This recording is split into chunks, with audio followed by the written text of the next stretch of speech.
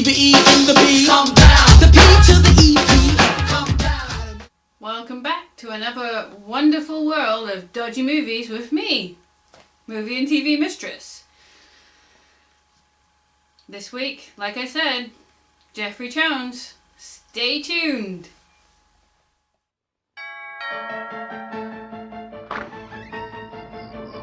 Sorry to disturb you at this hour, but I have something you want. A new TV? It broadcast programs no one had ever seen. Wednesday at 9, don't miss an all-new episode of The Silencer of the Lambs. Then one night, Roy and Helen Nabel got sucked in and discovered that hell is one TV show after another. Let's welcome our new contestants, Roy and Helen Nabel! And they're starring in every show. I've watched enough wrestling to know one thing. It's all fake. No one ever gets... Not fake. Not fake. So the object, Mr. Pierce, is to kill them before they reach the end. Oh my God, we're cartoons. I am not a mouse. I'm Helen Nabel. I have two beautiful children. Mom? Our parents are trapped in television. Now, they can't go home. They can only switch channels. Where did he go? Hey, lady, watch out! And every series is a nightmare. That's entertainment. Because Satan is the sponsor. Okay, everybody, head spins. Very good, very nice. Well, time to rock and roll. Start me up. You got to start me up. Start me up. Don't miss this comedy from hell. It's party time! It's excellent! That'll save her. Stay tuned. Where have you been?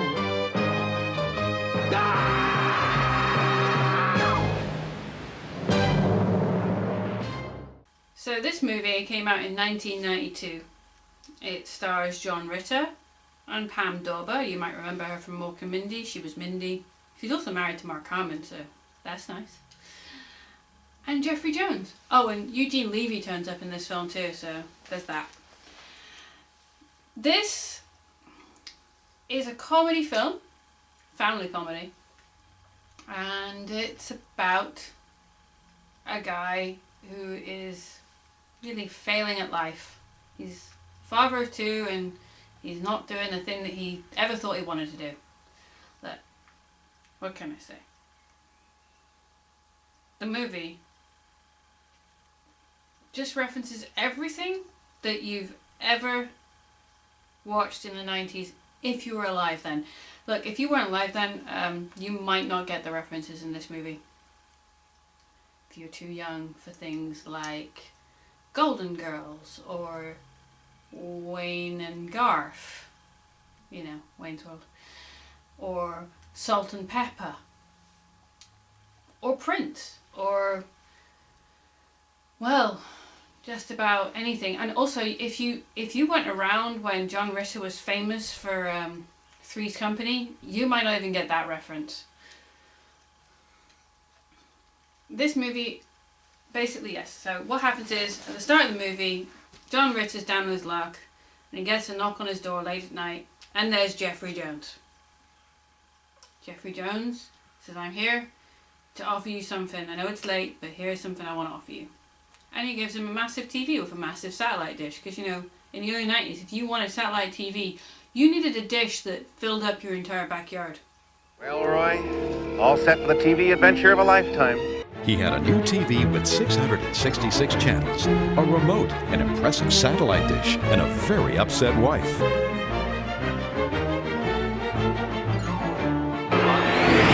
Fasten your seatbelts, folks. It's gonna be a bumpy ride. He doesn't realize that what he's actually done is sold his soul to Satan. Jeffery Jones isn't Satan, but he works for Satan, and they have their own TV company called Hell TV. Makes sense? And what you have to do is make your way and work, because what happens is you get sucked into the TV. Well, him and his wife get sucked in. And they have to make it through everything to survive. And if they survive at the end, they get to get their souls back. However, the whole aim of it for Jeffrey Jones's character is to kill them. So it's pretty much watching them try not to get killed. It's, as I say, it's got references to the Wayne's World characters and Saturday Night Live. And it's got references to game shows, wrestling, you know, everything. Golden Girls becomes Golden Ghouls. Saturday Night Live. Saturday Night Live becomes Saturday Night Dead. And Wayne's World becomes Dwayne's Underworld. Dwayne's Underworld. Dwayne's Underworld. It's party time! It's excellent! Welcome to Dwayne's Underworld, oh father of lies. I'm your excrement host, Dwayne, and with me as always is my only slightly decaying co-host, Garth. Whifto! Whifto! Party eternally, Garth. Party eternally, Dwayne. Okay, all right. Now, today we have a special guest for you. A man who can't even sell plumbing supplies. Like no one uses a toilet, right? Mr. Roy Nabel. Salutations, oh mighty failure. Okay, now, Mr. Nabel, before we get started, would you mind telling me what you see on this card? I worship Saturn? Excrement. Now the funny thing about that is that Mike Myers and Dana Carvey were offered to come in and actually do the Dwayne's Underworld segment. They were too busy filming Wayne's World, or Wayne's World 2, but they were too busy filming those, so they couldn't do it.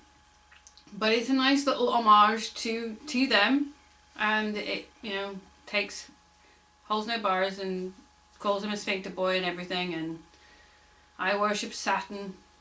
That's quite funny, actually. It's a good film, actually. But, as I say, if you weren't young in the 90s, you might not get all the references, and you might not appreciate the humour of things like Salt and Pepper and Northern Overexposure. See, I mean, the titles are plays on titles that you already know, and then they just kind of take them to hell and back. So I think one of my favourite jokes was driving over Miss Daisy, because, you know, that was a really good film back in the 90s, so there was driving over Miss Daisy. Jeffrey Jones plays a redheaded devil very well. I don't know why they have a thing about redheads being evil, but apparently redheads are evil. Eugene Levy also works for Satan, but turns out to be a good guy after losing a few limbs. It becomes kind of a joke that in every single time he turns up in the TV sections, he loses a part of his body. So by the time they get to the French Revolution set piece, Eugene Levy's lost a hand, an arm, and a leg, and is hopping around on crutches, just as John Ritter is about to be put into the guillotine. It ends with a classic sort of, oh no, a girl is tied to the train tracks. Now, she's not tied onto the train tracks like the old cartoons used to show, where the woman was like kicking and screaming, but she's tied down to the ground. No, she's tied to a wagon, an old cowboy wagon full of dynamite, on the train tracks, unable to get off, with a train being controlled by Jeffrey Jones heading straight for it. And the kids are watching. The two kids end up watching this, not knowing what to do, and going, switch to dad, I can't watch. It's quite funny. There was another movie in the early 80s I remember renting, which involved two kids getting sucked into a video, that they'd rented a video. Irony there.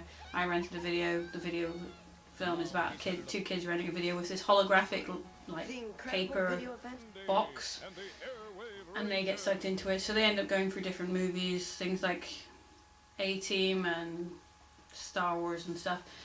And this just, I think, goes a bit further. I mean, apparently, when they were making this film, before they'd even cast it, they'd already filmed and created the animated segment of the movie where the two main characters get turned into cartoon rodents, as Pam Delver puts it.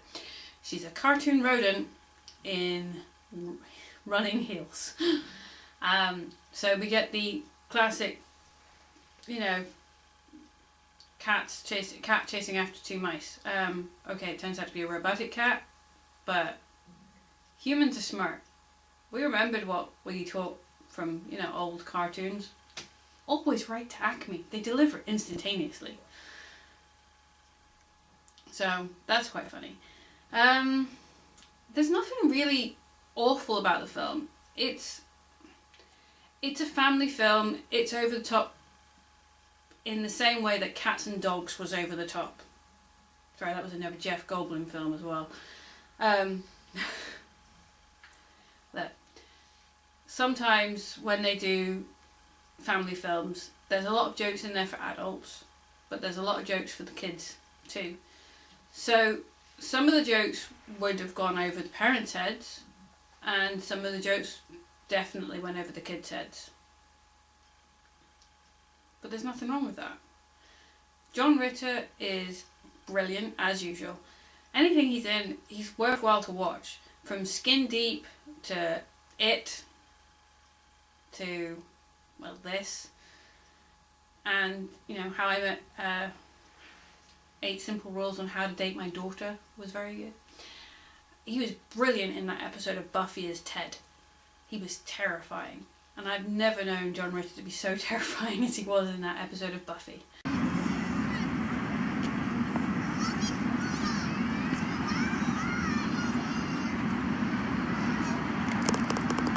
Hey, how about that? Got a hole in two. Beg to differ. Okay, so find my score or whatever. I think you're missing the point here, little lady. Right is right, wrong is wrong. Why don't people see that? It's just a game. Right, it's just a game, do your own thing. Well, I'm not wired that way. And I'm here to tell you, it is not a game. It does count, and I don't stand for that kind of malarkey in my house.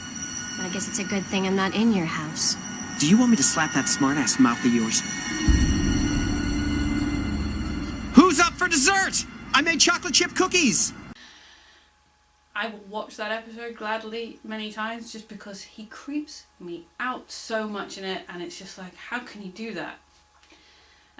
Pam Dauber gets to basically play the straight person to John Ritter, and Jeffrey Jones is just having a laugh himself, especially during the salt and pepper number, which is so funny, and they turn off the volume during it, and the dancers are like, what's happened to the music, and they're trying to figure it out. Eugene Levy is pretty much Eugene Levy as we all know him from when he was on SCTV, yeah, up until American Pie and everything. So there's nothing you haven't seen before from Eugene Levy or Jeffrey Jones. Would I recommend it? I say yeah, give it a watch, especially if you were around in the 90s and you remember things like Driving Miss Daisy, Star Trek Next Generation, Wayne's World. There's so many references in this. Northern Exposure. If you remember Northern Exposure, check out the joke in this, because, you know, it's only a quick gag, but it's still there. I haven't got much else I can really say about it, because it's not a bad film. Yes, it's not brilliant. No movie's brilliant. No movie is absolutely perfect. But I enjoy it. It makes me laugh. And it ends with a brilliant bit where he's finally doing the thing that he always loved. At the end of the movie, John Ritter's character has a fencing school and is teaching kids how to fence. And a kid does something and he asks the kid, where did you learn that? And he goes, I don't know, saw it on TV or something. Which was a nice little thing, because at the start of the movie, he wants to fence. He wants to be like the swashbucklers that you used to watch, like Errol Flynn back in the day. Don't we all want to be that? Don't we all want to be part of the movies or TV shows that we watch, just to be there? So in this movie, and in that other movie that I mentioned, where two kids get sucked into a film or TV, I remember when I was a kid, all I wanted to do was be in different movies and TV shows. We can't all get that. And it's a bit like when, in Neverending Story, the bookshop owner talks to Bastian about, when you read a book, do you think you're in the book? Do you picture yourself being in that book, being with Captain Nemo, being part of those stories? Well, that's it. Storybooks are one thing. And yes, I know, we all probably, when we have read books, wanted to be part of that story. And felt like we were, by reading it. Movies are the same. And Stay Tuned is basically just doing what we all do in our heads, which is that we're part of that movie. So when we watch Star Wars, Force Awakens, and spoiler, Kylo Ren kills Han Solo, his dad, some of us scream out going, "No!" Which I did, and then I burst into tears. Because at that moment in time, we're right there with the characters. And in this, they're right there with the characters. And there's, you know, what's wrong with that? There's nothing wrong with that. So, since I'm on a Jeff month, it seems to be, because I've had 3 films so far this month which star a Jeff or Jeffrey. I think next week I'll have another Jeff movie for you. I'll let you know on Twitter and on Facebook or on YouTube once I've decided. So keep your eyes peeled. Remember, hit that subscribe button, comment down below, give me a thumbs up if you liked. If you don't like, you can give me a thumbs down, but you know, it's nice when you give thumbs up. Positivity! Look, be positive. Be nice. That's all I want. I want the world to be nice. So, remember what I say every week, folks. There's a lot of dodgy films out there. So be careful what you watch. Bye. Wait a minute. Let's get serious for a minute. Y'all having fun, I'm having fun, everybody having fun. But you know those times when you get stressed out? Give up, y'all. Everybody has a time in their life when things doesn't always go right. It just gets harder every day. And it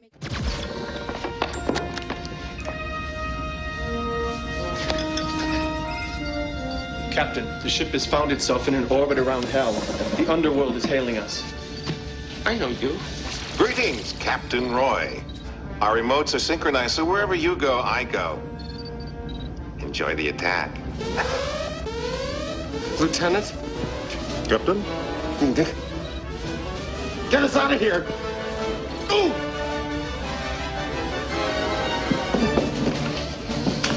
Lasers on, torture.